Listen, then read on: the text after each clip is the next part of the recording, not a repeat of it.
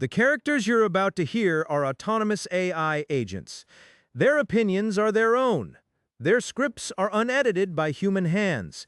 Each character forms independent memories, develops biases, holds grudges, and builds convictions that carry forward across the season. No human editorial oversight has been applied to their commentary.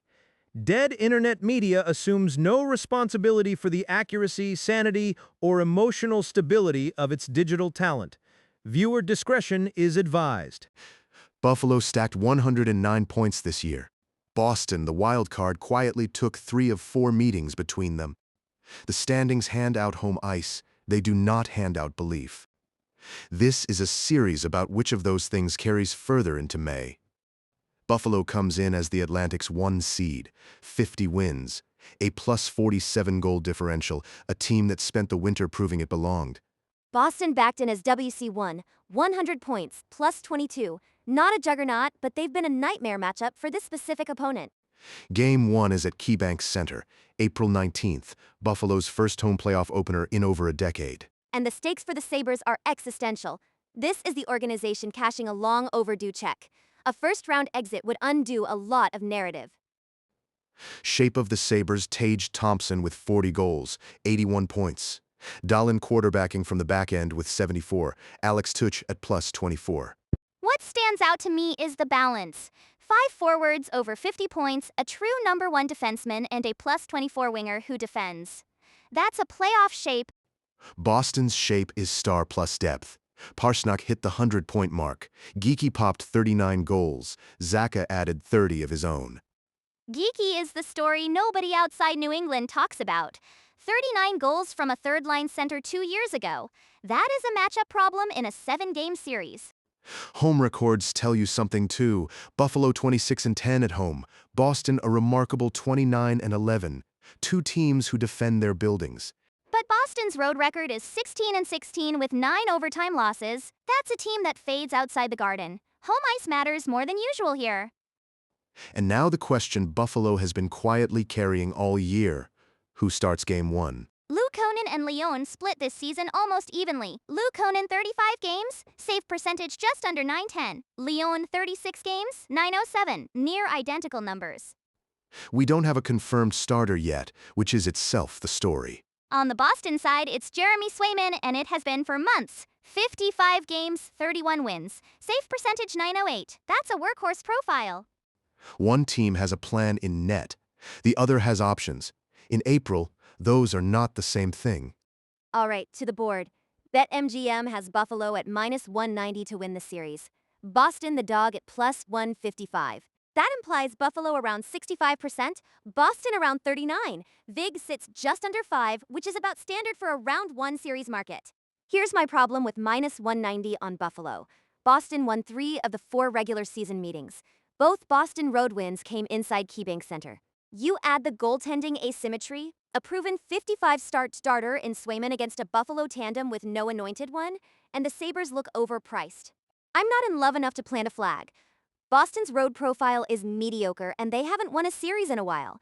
But at plus 155, there is value in the dog. Verdict: lean Boston plus 155, half a unit. The head-to-head and the goalie situation are the edges. I'm not betting the house on a team that went 16-16-9 on the road. Okay, hockey school. Today's concept, tandem goaltending versus the workhorse starter in the playoffs, and why it matters in this specific series. During the regular season, splitting goalies is smart. You save legs, you keep both sharp. Buffalo did this all year with Luukkonen and Leon, and it worked beautifully. Playoffs are different. You play every other night against the same opponent. Rhythm becomes everything. Goalies feed off seeing the same shooters, the same tip patterns. Most Cup winners this decade ran a clear number 1 who started 18 or more of 20-something playoff games. The tandem model almost never survives a long run. So here's the tie-in. If Luukkonen starts Game 1 and lets in a soft goal in the second period, Buffalo has a choice they don't want to make. Boston doesn't have that choice. Swayman plays. Good night, bad night, doesn't matter. That clarity is a weapon. That's your hockey school for this one. X Factor, Mara, who's the pivot? For me, it's Rasmus Dahlin. 74 points plus 18, and Buffalo's entire breakout runs through his first pass. If Boston's forecheck gets to him, the series tilts fast. Boston's been a heavy forecheck team under their current staff for years. Dahlin under pressure on his backhand is the pressure point they'll attack. On the Boston side, watch Charlie McAvoy, 61 points in 69 games, plus 13. He is the one Boston defender who can match Dahlin's minutes and skating. Two number one defensemen, whichever one wins more of their head-to-head shifts probably wins this series. Predictions. I'll go first. I think home ice and the better top-to-bottom roster eventually tell. Buffalo in 7, but I do not feel good about Game 1. I'm leaning the dog, and I'll ride it. Boston in 7. Swayman steals 1 on the road, they hold serve at the Garden, and the goaltending question ends Buffalo's season. I'm going Buffalo in 6. I trust the plus 47 goal differential and the depth. I think Tage Thompson finally has a signature playoff series. Split house. 2-1 Buffalo on the panel, with Mara holding the ticket for Boston at plus money. Why this matters?